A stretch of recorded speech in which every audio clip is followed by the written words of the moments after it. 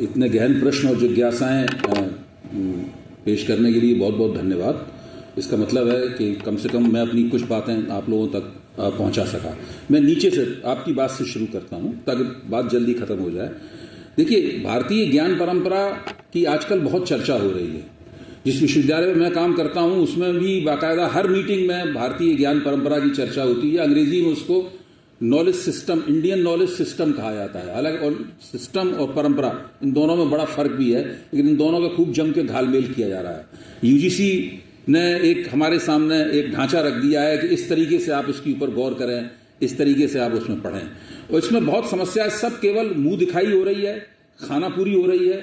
वास्तव में भारतीय ज्ञान परंपरा का अनुशीलन करने की न कहीं कोई चेष्टा दिखाई पड़ती है और न ही इस तरह का कोई कार्यक्रम लिया जा रहा है। ये बहुत ही अफसोस की बात है। एक बात कही जा रही है, हवा में एक चीज मौजूद है, बार बार हमें सुनाई पड़ती है, लेकिन वो जमीन पर कैसे संसाधित हो रही है इसको भी देखना जरूरी है। मेरा अपना मानना यह है कि जैसे ही हम लोग भारतीय ज्ञान परंपरा की चर्चा करते हैं, हमारे मन में बड़ी गुदगुदाहट होती है और हम कौटिल्य का अर्थशास्त्र, अभिनव गुप्त की रचनाएं, आनंदवर्धन की रचनाएं, वात्स्यायन का कामसूत्र और कई एक सूची आराम से गिना सकते हैं। यहां बैठे हुए सब लोग उन बातों के बारे में जानते हैं।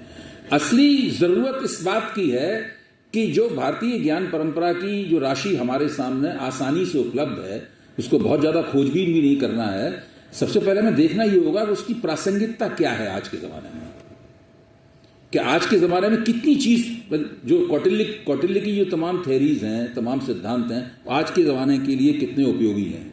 क्या वात्स्यायन के कामसूत्र में बहुत सी बातें लिखी हुई हैं, उसमें क्या आज के ज़माने में जो स्त्री पुरुष संबंध हैं या जो हम लोगों की सेक्सुअल लाइफ है, वो सेक्सुअल लाइफ उसके लिए उनसे कोई संदेश मिलते हैं कि नहीं मिलते हैं, क्या है।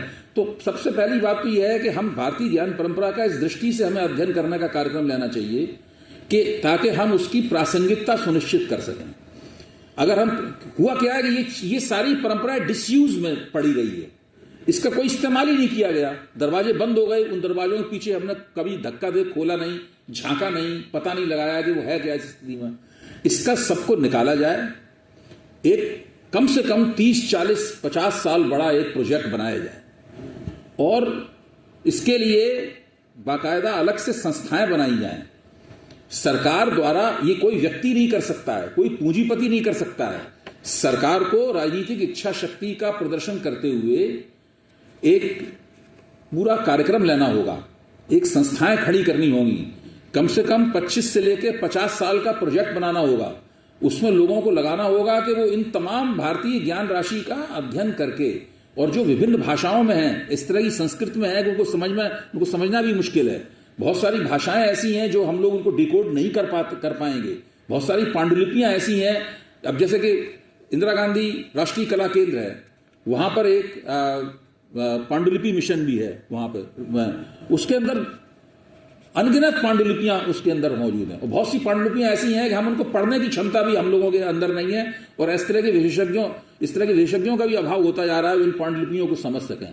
तो सबसे पहले इस काम को करना बहुत जरूरी है, और हम लोग उस जमाने में नहीं लौट सकते। हम लोग उस जमाने के ज्ञान की रोशनी में आज के समाज को कैसे समझा जाए, ये जरूर कोशिश कर सकते हैं। इसके लिए हमें उस जो भारतीय ज्ञान परंपरा है उसकी प्रासंगिकता सुनिश्चित करनी होगी। और जो चीज, बहुत सी चीजें होंगी जिसमें प्रासंगिक नहीं निकलेंगी, जो 2500 साल पहले चीज लिखी गई है, 3000 साल पहले लिखी गई है, वो प्रासंगिक नहीं होगी। तो तब हम उसका क्या करें? उसको हम अजायब घर में रख दें या उसका क्या करें? ये तमाम नीतियां बनानी होंगी, तभी हम लोग भारतीय ज्ञान परंपरा का वास्तविक अनुशीलन कर पाएंगे, ऐसा मेरा मानना है।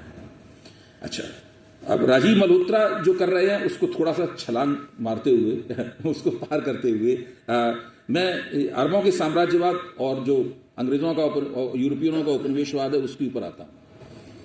ये बात सही है कि यूरोपीय साम्राज्यवाद, यूरोपीय उपनिवेशन से पहले जो मुस्लिम पावर थी, मुसलमानों की शक्ति थी, वो बहुत ही विशाल थी, सैकड़ों वर्षों तक वो रही, और कैथोलिक सेनाओं ने उन्हें पराजित करके ही जो जगह बनी उसकी जगह अपनी स्थापित की। अतीत के बहुत सारे साम्राज्य हुए हैं, उसमें मुसलमानों का साम्राज्य भी रहा है। हर साम्राज्य आतताई की तरह आता है, न केवल आगजनी होती है, हत्याएं होती हैं, बल्कि सांस्कृतिक उत्पीड़न भी होता है। मैं हमेशा मानता हूं कि कोई भी साम्राज्य ऐसा नहीं हो सकता जिसके अंदर सांस्कृतिक उत्पीड़न के गहन पहलू ना हो, और वो सांस्कृतिक उत्पीड़न उन साम्राज्यों की समाप्ति के बाद समाप्त नहीं होता, बल्कि उसके बाद भी हमारे मानस में वो जारी रहता है। हमें केवल देखना ये होगा कि आखिरकार वो साम्राज्य कौन सा था जिसने उत्पीड़न करने के साथ साथ में हमारे अंदर, हमारे समाज में संस्कृति अंतरण की प्रक्रिया चलाई। कल्चरल कन्वर्जन का एक प्रोसेस चलाया। मैं समझता हूं यह काम केवल यूरोपीय कॉलोनियलिज्म नहीं किया, और किसी भी साम्राज्य ने ऐसा काम नहीं किया। दुनिया में बहुत से साम्राज्य हुए हैं, लेकिन वो ऐसा काम नहीं किया। अपनी भाषाओं को थोपना ये नहीं हुआ है कहीं भी। अब इस्लाम को आप देखिए, इस्लाम की जो एपिस्टेमोलॉजी है, इस्लाम की एपिस्टेमोलॉजी में भाषा को केंद्रीय स्थान नहीं दिया गया है, बावजूद इसके कि कुरान अरबी में लिखा गया है, लेकिन अरबी को वो दर्जा हासिल नहीं है जो दर्जा ईसाई धर्म में लैटिन को है। वही किसी को पानी पी के कोसने का सवाल नहीं है। सवाल यह है कि सारी मानवीय इतिहास में एक से एक साम्राज्य भरे हुए हैं, सैकड़ों वर्षों तक साम्राज्य चले हैं, और उन्होंने तमाम आबादियों को बहुत जुल्म सितम भी किया है, इसमें कोई शक की बात नहीं। लेकिन आप देखिए, सुव्यवस्थित तरीके से, योजनाबद्ध तरीके से 500 वर्ष या उससे पहले से कल्चरल कन्वर्जन की एक पूरी टेक्नोलॉजी विकसित की गई है। ये वही टेक्नोलॉजी है जिसकी वजह से 500 साल पहले का मानवीय जीवन क्या था उसकी आज हम कल्पना भी नहीं कर सकते थे।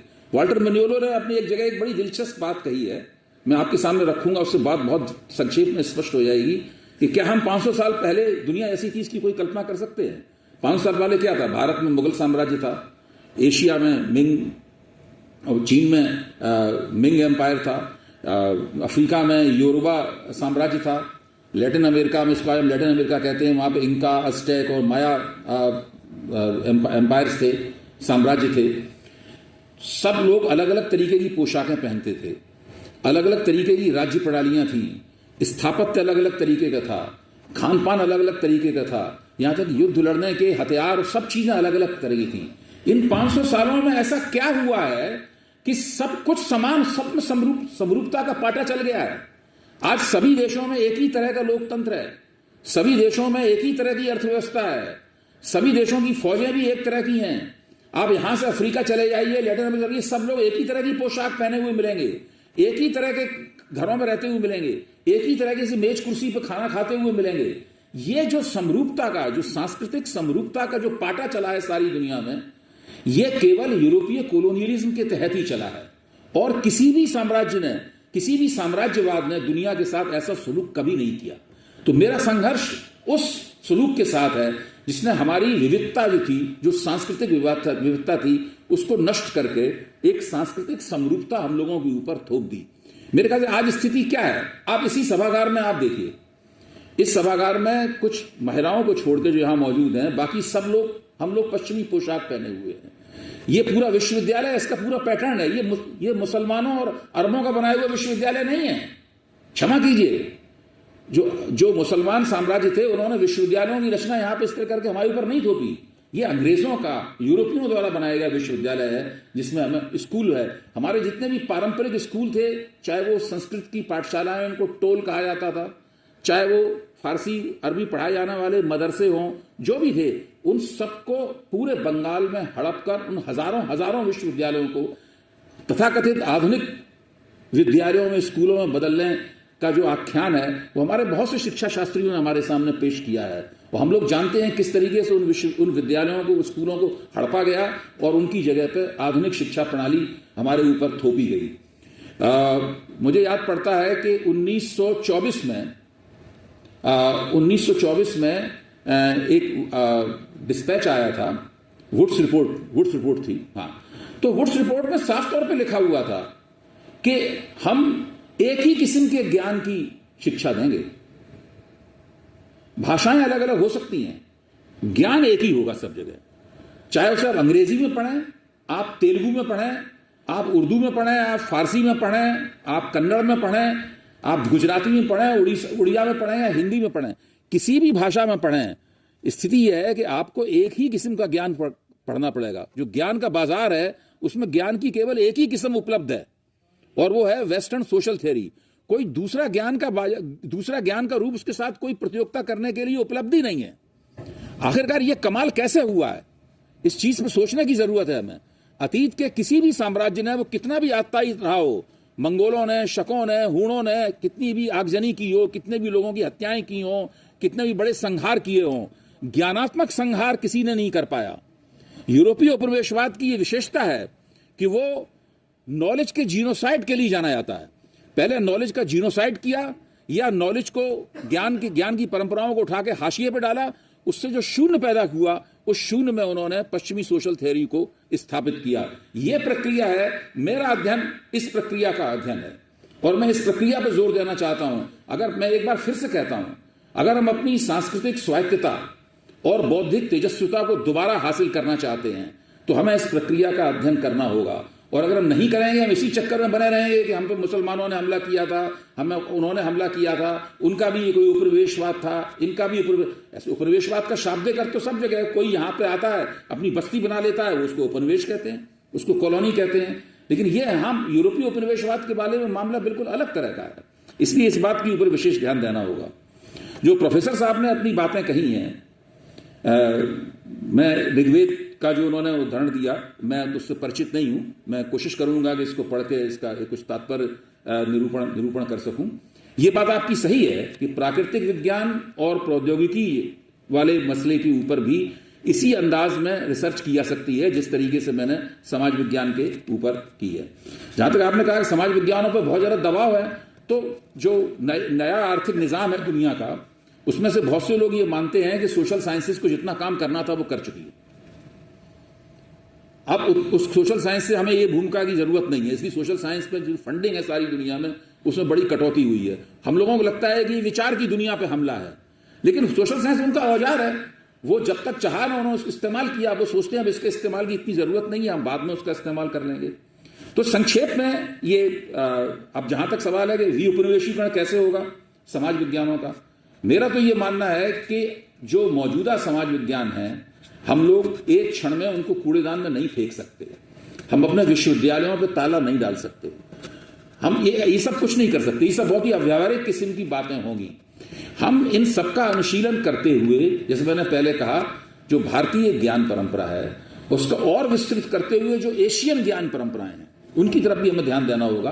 भारतीय ज्ञान परंपरा, उसके साथ साथ में जो एशियाई गैर यूरोपीय ज्ञान परंपराएं हैं, उन सबको अनुशीलन के दायरे में लाएं, उनको विशेष रूप से उनका अध्ययन करने के लिए संस्थागत बंदोबस्त करें और उनकी प्रासंगिकता सुनिश्चित करें। अगर हम किसी चीज की प्रासंगिकता सुनिश्चित नहीं करेंगे तो हम कितना भी उसको देख देख के खुश होते रहें, वो दरअसल हमारे काम नहीं आ पाएंगे। बहुत बहुत धन्यवाद।